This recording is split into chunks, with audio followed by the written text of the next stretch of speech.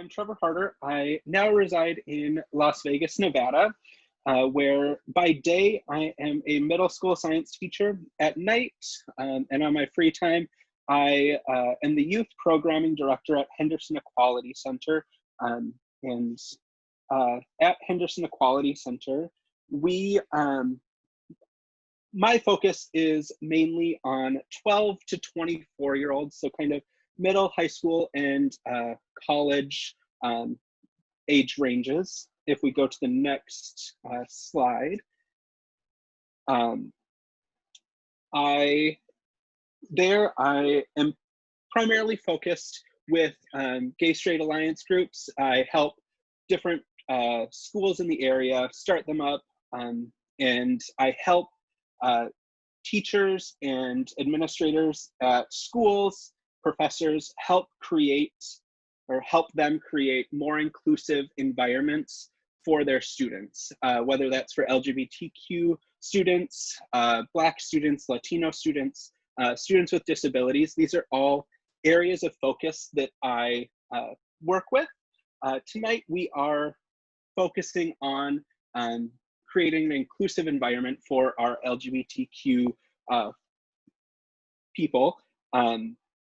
And this is meant to be an interactive presentation. So if you have a question, I welcome them. Please unmute yourself, ask your question.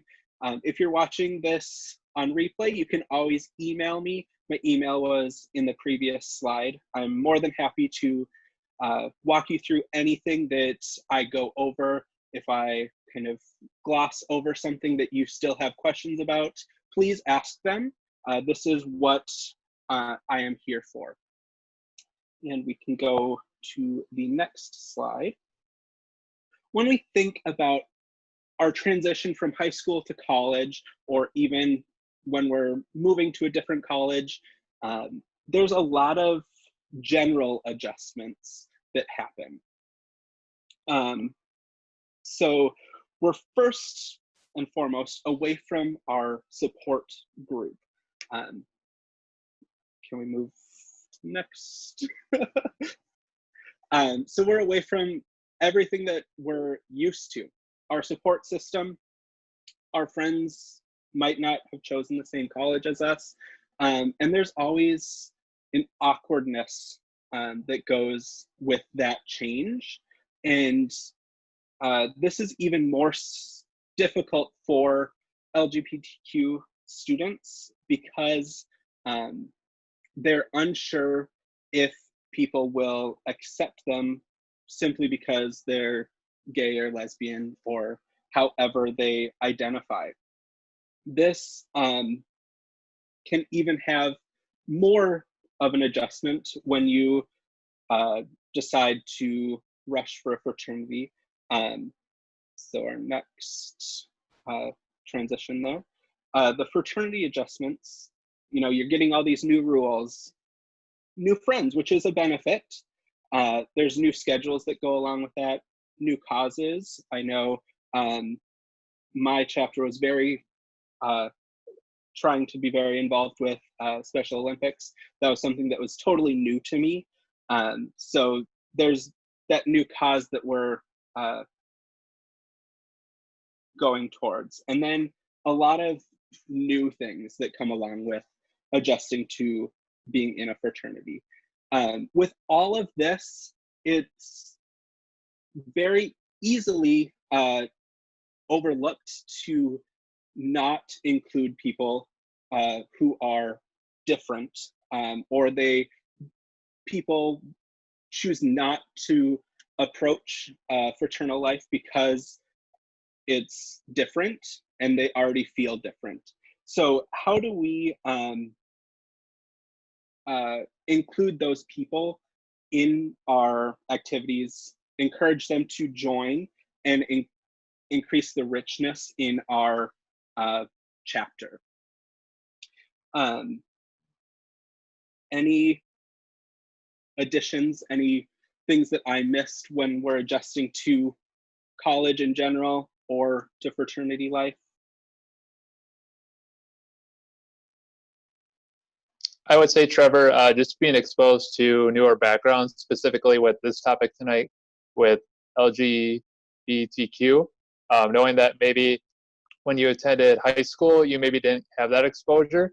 But I know for me, attending, I'm an alumnus of the University of Wisconsin-Whitewater, specifically the Kappa chapter of Sigma Tau Gamma. And I know um, throughout my college career, I got exposed to it, not just within Greek life within my own chapter, but also there were sorority women that were also affiliated with that community, as well as non-Greeks as well. So being accepting of new backgrounds, whether it's gender related or any other aspect of life. Right. And that's something that a lot of people don't necessarily have in their high school career. They just aren't exposed to it. And this goes for everybody. There's a lot of new backgrounds that you get exposed to, different types of people when you move into your college life. Completely agree with that. Thank you. Thank you. So there's been a lot of research about benefits of Greek life. So we all know that these benefits are great. We have increased leadership skills, a sense of belonging, skills of cooperation, and academic performance. All of these things are increased when you join Greek life. This is kind of a no-brainer. And looking at the college perspective, Greek life also increases retention rates in within college, staying there, completing your degree.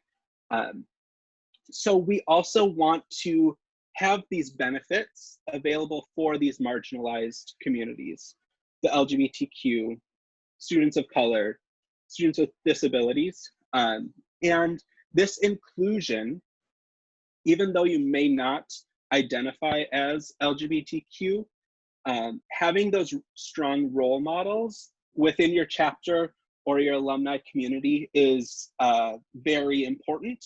It gives people somebody to look up to, somebody to kind of strive to emulate. Although we're not, better than anybody else, we do always have people who want to emulate others.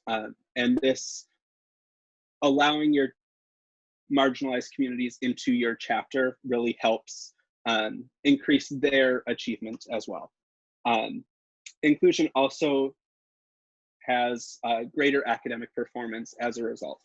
So this is for those marginalized communities when they are in Greek life, when they're involved in co-curricular or extracurricular activities, they have better academic outcomes in their college career.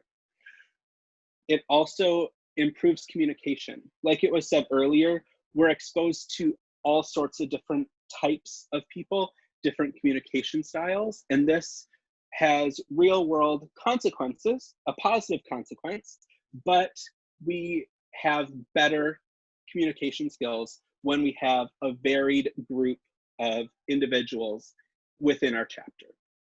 This is then resulting in better workforce preparation, whether you're going into education like myself or trade, being in business or medicine, any of those kinds of things, you're better prepared because you have those communication skills developed through your chapter. And then of course, we always will have higher rates or higher leadership skills of those marginalized communities. So with all of this being said, Greek life and inclusion in Greek life helps everybody involved, whether it's white cisgendered people, they get better communication skills, better leadership skills, and then there's also our marginalized communities who then have role models who help them achieve greater academic performance. and leadership skills.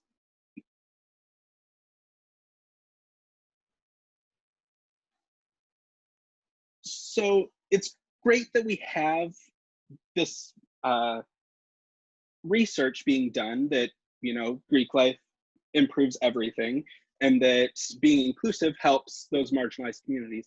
But how can we reach those marginalized communities?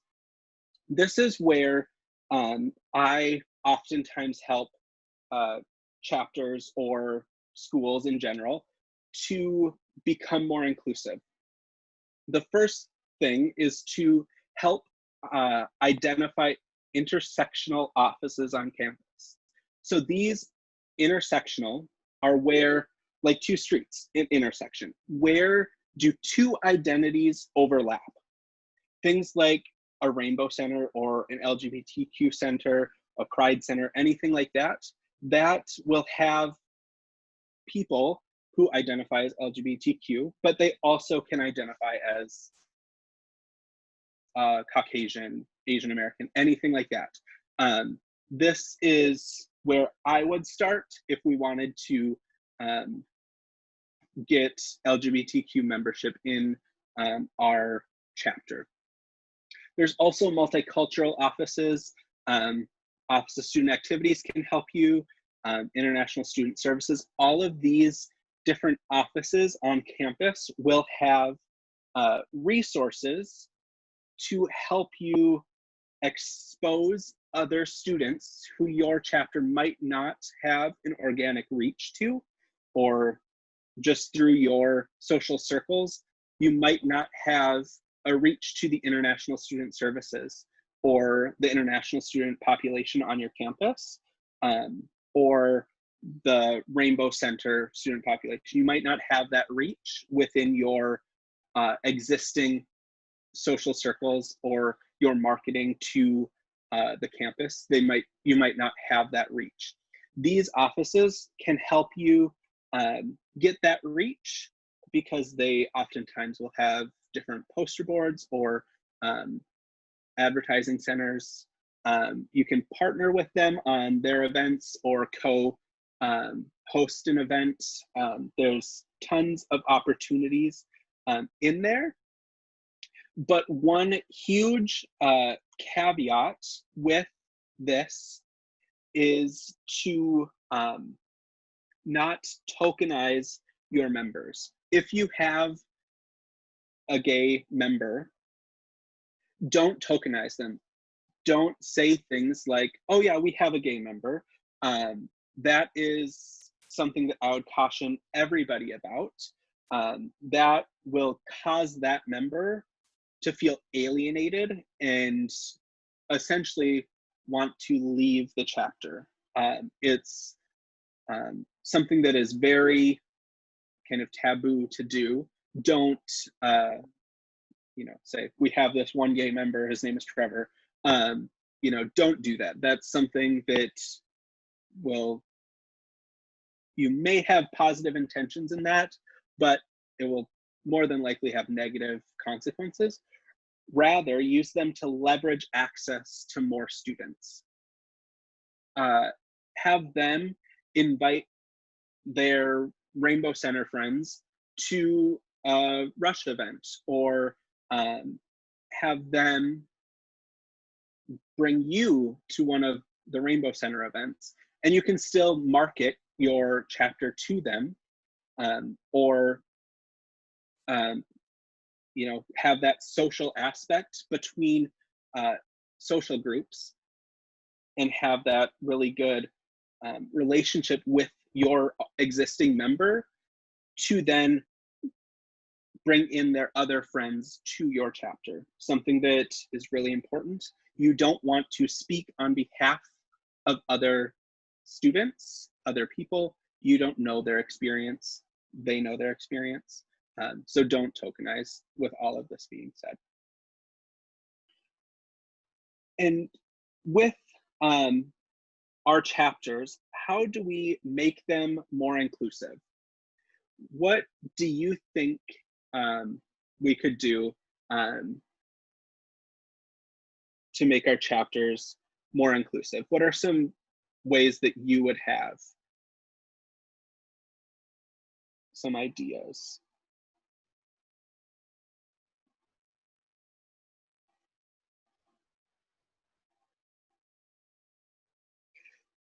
So I have 3 on this slide. The first is our chapter facilities. So if you have a chapter house or housing for your chapter, having one or more bathrooms be gender neutral or be all gender, which is kind of the new wave of labeling bathrooms, is being all gender. And this can help some students feel more at home, have better feelings of assimilation. Overall, this can attract more members to your chapter. May seem kind of weird, but if you have single stall restrooms in your chapter facilities, that's something that you can do.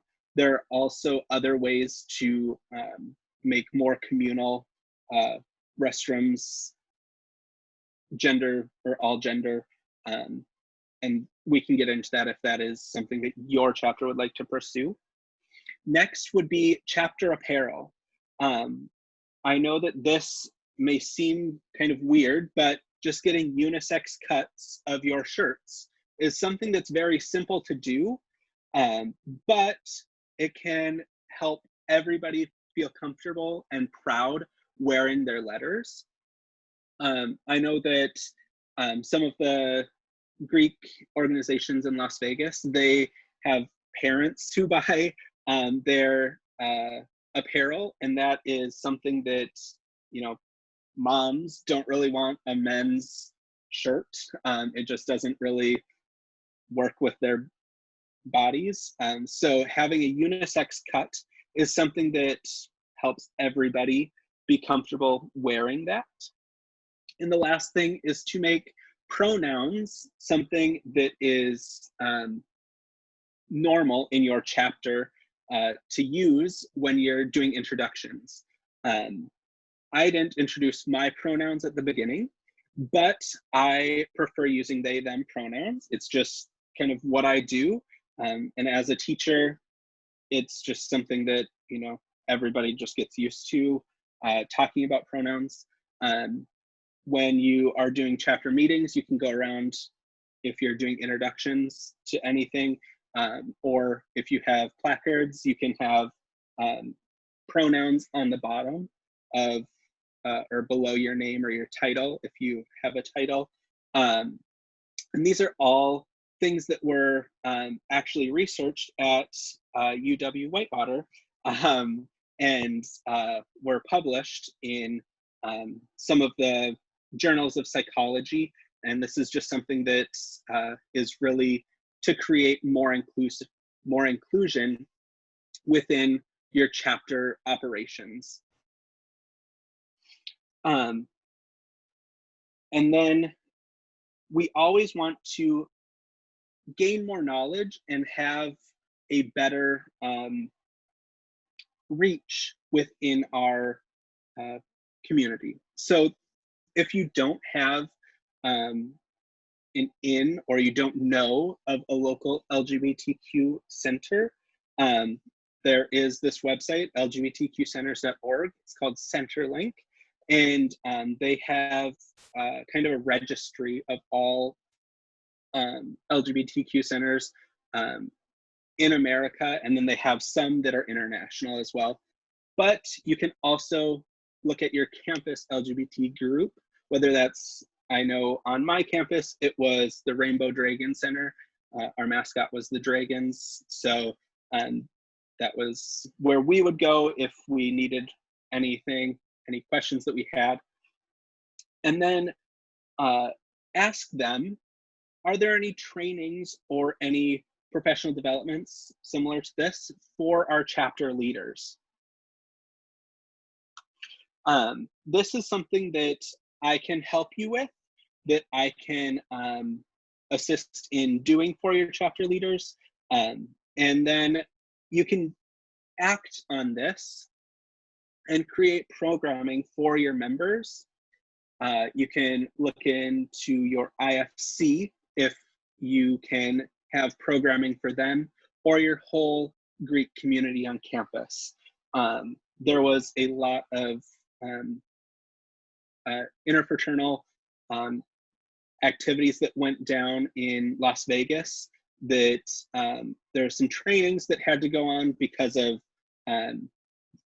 allegations, all of that. We don't want that. So have a positive membership activity or training before it becomes an issue. And always become an ally and a champion for your brothers and sisters. So what I mean by this is, don't alienate them. Don't say things or do things that they wouldn't like you to do or say in front of them. And always be a champion for other people's rights, okay? If I could sum this whole thing up in like 2 sentences, it would be, just be a good person.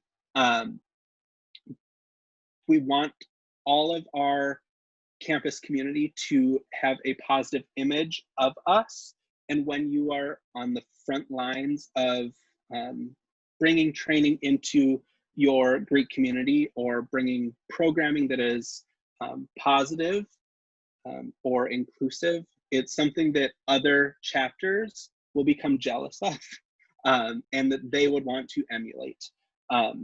So do we have any questions? I know I went over a lot in this half hour.